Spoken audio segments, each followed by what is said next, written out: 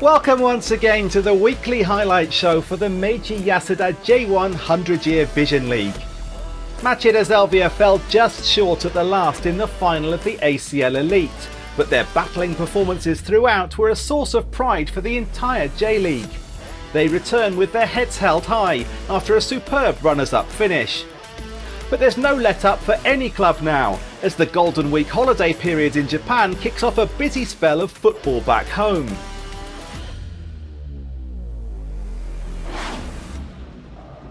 We start today with an early look at match week 17. Gamba Osaka's progression in the ACL2 bringing their match with Avispa Fukuoka forward to last midweek. Harumi Minamino's spectacular bicycle kick put Gamba ahead after 9 minutes, but Avispa responded with a quick-fire double right at the end of the first half. Headers first from Yutaka Michiwaki and then deep into added time from Yoshiki Fujimoto. A 2-1 defeat meant Gamba lost ground on the leaders Vissel Kobe. Here are all the fixtures for match week 12. Only 8 games this week with 2 matches rescheduled due to the ACL calendar. After that midweek loss to Avispa Fukuoka, Gamba Osaka had just 2 days to recover before a trip to face V-Varen Nagasaki. Gamba did win the previous meeting this season and earned a corner in the second minute, leading to this chance for Issam Jebali. Masaaki Goto was an imposing figure to try and beat in the V-Varen goal. Another corner for Gamba on 24 minutes saw the goalkeeper to the rescue. Scoreless at the break, V-Varen looked to up the ante early in the second half. A quick passing move, creating this opportunity for Norman Campbell. The hosts had a great chance to open the scores after an hour, when this cross found Masahiro Sekiguchi completely free at the far post. But Gamba's 18-year-old keeper Rui Araki would not be beaten. V-Varen kept at it. With 15 minutes left, Tenmu Matsumoto's brilliant dribble inside set up Motoki Hasegawa. He was brought down for a penalty. Mateus Jesus stepped up and drilled it into the bottom left corner. V-Varen had the lead. But Gamba hit back on the counter just 2 minutes later. Ryoya Yamashita with the lung-bursting solo run and delicate through pass to find Denis Humit for the finish. A typically cool strike levelled the scores at 1-1. V-Varen looked to get back in front 5 minutes from the end, but Araki was there again with another important save. 1-1 at full time and the match went to penalties. A new experience this season for V-Varen, but a league-high 7th for Gamba. Araki was the hero here too, saving V-Varen's 6th kick while Gamba Osaka converted all of theirs to complete a double over their opponents. A huge boost ahead of a gruelling schedule to come. The second place team in the East, FC Tokyo, played host to a resurgent Mito Hollyhock, who came into this one off the back of a 3-game winning streak. Hollyhock lost on penalties the last time these sides met, but it was they who drew first blood after 16 minutes. Danilo on hand to meet the cross at the near post. FC Tokyo levelled the scores in spectacular fashion after 34 minutes. Marcelo Rian picking his spot and smashing the ball home from outside the box. 3 minutes before the interval and FC Tokyo struck again. Kane Sato simply refused to give up the chase, and his reward was a goal to put the home side in front.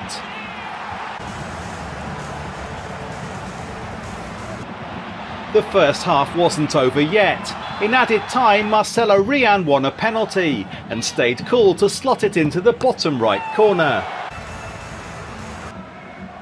FC Tokyo weren't letting up in the second half either. Sei Muroya let fly with a stunning strike from distance to make the score 4-1.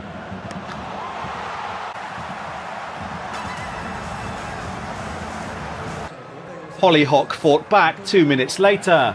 The substitute Korki Ando with a brilliant solo run and finish to score on his J.League debut.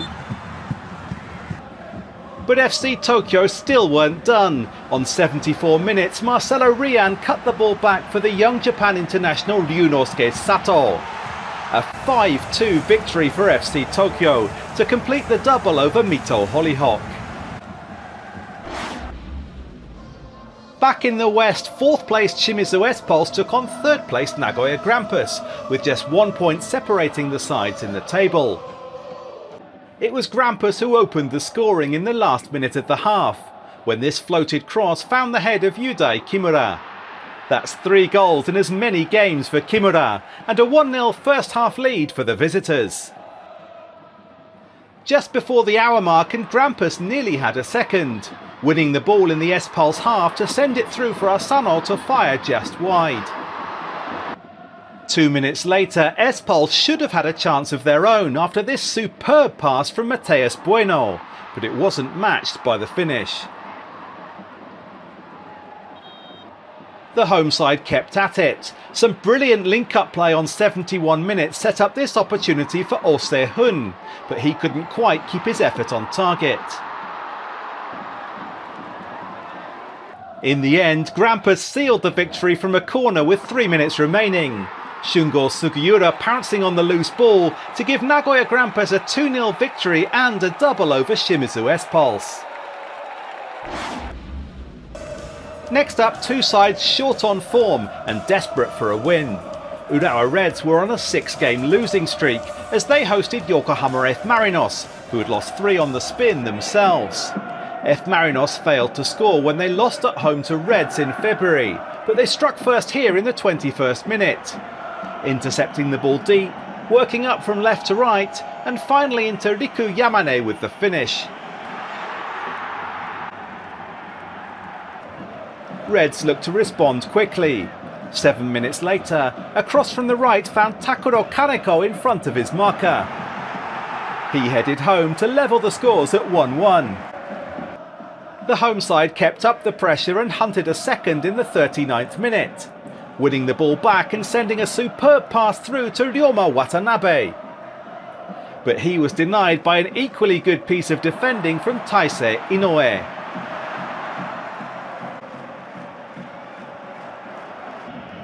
(1-1) at the break, but F Marinos took the lead again not long after the hour.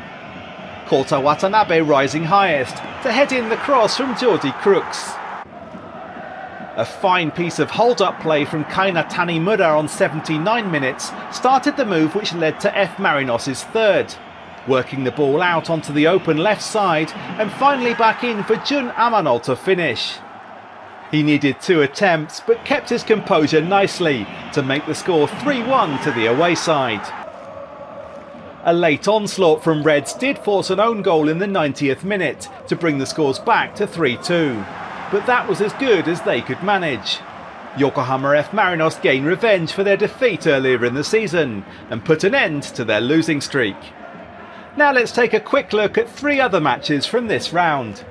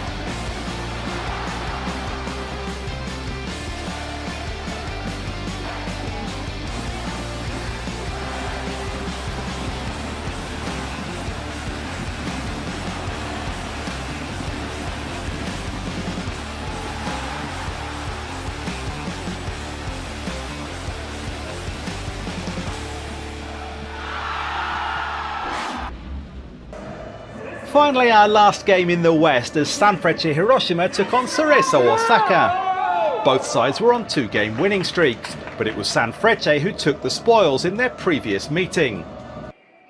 Hungry for revenge, Cerezo struck first in the 12th minute. A fluid passing move through the middle and finished off by Thiago Andrade. The away side take the lead.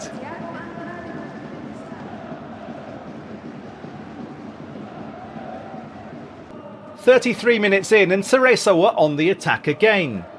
Thiago Andrade turned provider this time for Motohiko Nakajima. But he was denied by the Japan international goalkeeper Keisuke Osako. Leading 1-0 at the break, Cerezo pressed on. Hayato Okuda let fly from distance, but Osako in goal showed his quality once again.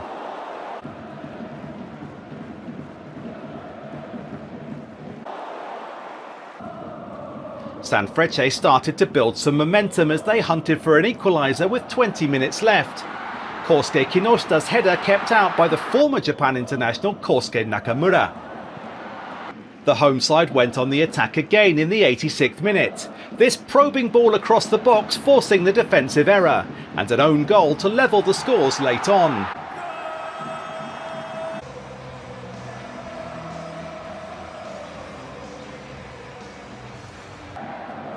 Sanfrecce pushed for the winner in added time, and after review won a penalty for a Cerezo handball.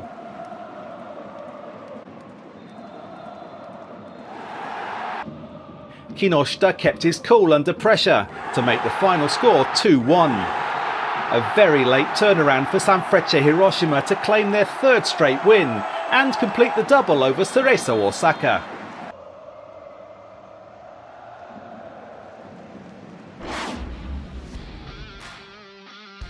Here are all the results from match week 12.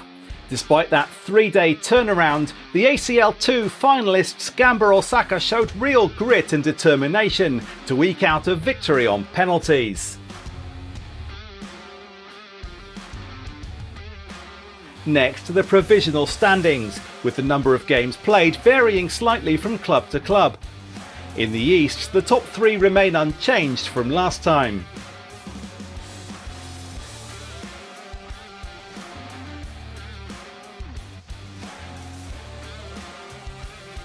Vissel Kobe stay top in the West, but it's now Nagoya Grampus who move up to 2nd. That's all for today. From me, Ben Mabley, and the rest of the team, thank you again for watching and join us again very soon for Match Week 13. Bye for now.